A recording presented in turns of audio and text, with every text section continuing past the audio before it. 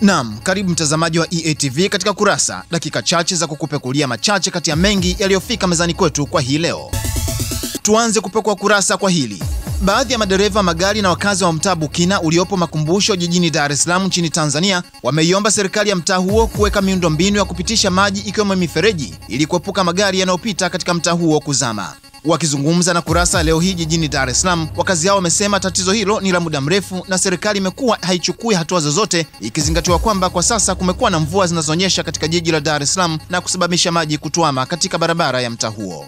Bwana, hii gari inakera sana kwa kiasi kwamba yani hapa magari waga yanazama, tunasukuma, yanazama na sukuma, tunajitahidi kujaza vifusi sisi wenyewe kama wananchi. Maana serikali inapita hapa tangu diwani tumemchagua, hata mkutano na wananchi hatuja kufanya.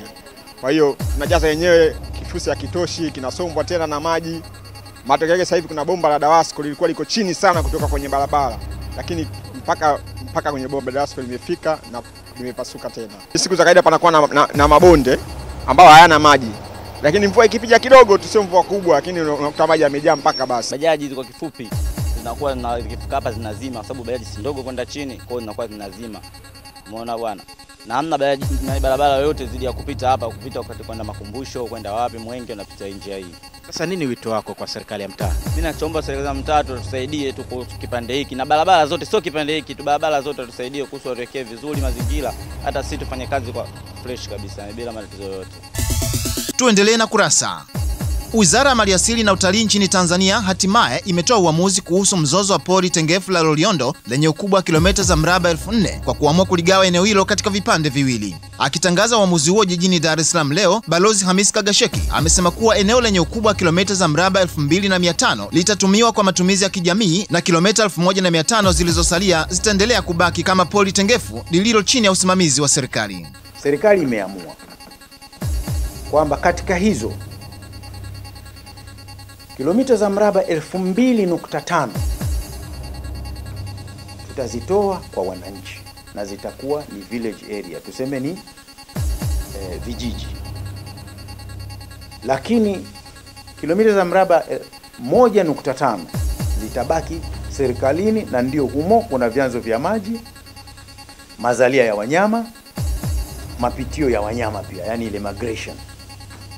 Kwa hiyo kwa maana hiyo uamuzi wa serikali ni kwamba kilomita za mraba 2.5 tutawapa wananchi, lakini kilomita za mraba 1.5 zitabaki serikalini. Na hii na underline kwamba lazima hakuna mjadala wala hakuna maongezi, zitabaki serikalini. Tumalizie Kurasa kwa hili. Watanzania wametakiwa kujenga tabia ya kupenda usafi kama njia pekee ya kukabiliana na tatizo la uchafu wa mazingira ambao huharibu mandhari ya miji mbalimbali hapa nchini.